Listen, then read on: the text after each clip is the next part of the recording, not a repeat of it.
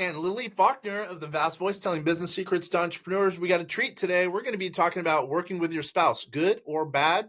It's going to be up to she and I to discuss. Also, if you have any input, go ahead and email us at info@vastsolutionsgroup.com. Again, info@vastsolutionsgroup.com, because this is an interesting topic, especially when entrepreneurs are brand new. They might want to cut costs and having a spouse as an employee. Let's chat about it. We got 5 minutes. What are your thoughts there, Lily? Hey, everybody. Excited to talk about this. Yeah, my thoughts are don't do it.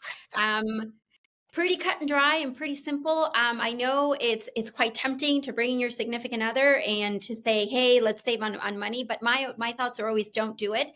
But at the same time, there's pros. So Kenner, you want to give us some pros? Yeah. I say I give it a pro, partially at least, depending on the circumstances. Not everything works for everybody. What I would say is working with my wife's been awesome. Kristen, she's on the broker dealer side. If people want to help with a mutual fund, a rollover, a bond fund, or whatever the case is, she's there to help us. But so we really are kind of separate, but at the same time, I love working with her. She's fun.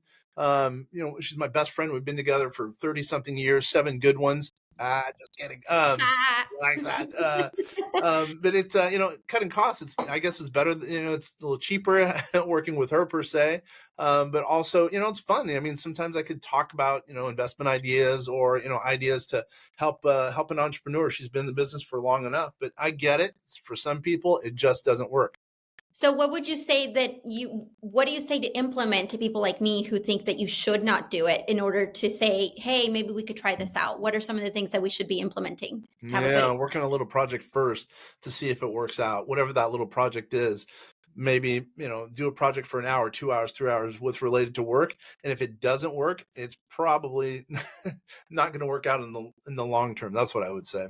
Gotcha. Also too, with that, I was thinking about it. Maybe also like once you're done working, don't talk about work because it can easily start to bleed over and consume the entire relationship, right? So maybe have strict boundaries around when you are working together versus not, to separate the two so that can also not start to have some bleed over. That's a killer point. Yeah, because my wife and I, her name's Kristen French. At 5 p.m. Pacific, we don't talk about work. When we're at home, we don't talk about work. We don't talk about work until 8 a.m. the next day, because we just think there's got to be a separation of duties, if you will. And I think that works out for us because, man, I can only imagine, just going to a movie and all of a sudden starting to talk about a project with my wife, and she wouldn't be too happy. Plus, we believe in work-life balance and keep the two separate anyway, let alone even if we weren't working together, that would be the case. Well, for the fact that you've been working with your wife for 13 years and it's been successful, maybe I'm a believer. So I guess that's a quick, short topic. My thoughts are don't do it. Kenner's are do it. He definitely has the upper hand because he's proven it can't work. So, maybe we should give it a try. But again, have work-life balance, separation, and then also start out with small things to see how that's going to go. So. Yeah, I'm going to throw out one other idea about work-life balance. A little on and off topic. We do this thing called strategic coach.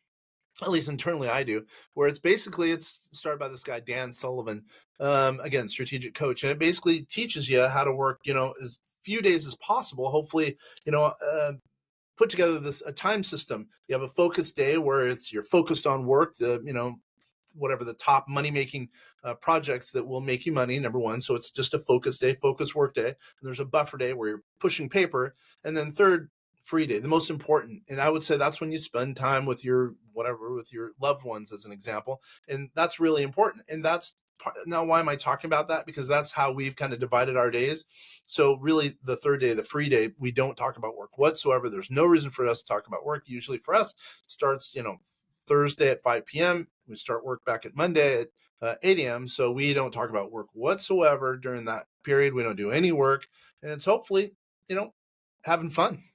Awesome. Well, I'll reconsider. Well, that was easy. I know you're not normally that easy. But all right, let's close up shop. I'm having fun. This is a good time, man. Little did I know Lily was going to be as awesome as she was. I knew she was going to be good. I didn't know that we were going to vibe as well as we're vibing. But, man, I'm glad you're on board. These have been great topics. So I'm excited to continue to talk about really great topics that are going to help anybody out there, starting their business or do more in their business already. So. Love it. Once again, this is Kenneth French and Lily Faulkner. We're with Vast Voice, telling business secrets to entrepreneurs. If you have any questions, you can stop by our website at vastsolutionsgroup.com. Or, if you have any input, we're always looking for input. Email us at info@vastsolutionsgroup.com. Lily, it's been awesome. Likewise. Thanks, everybody. Bye.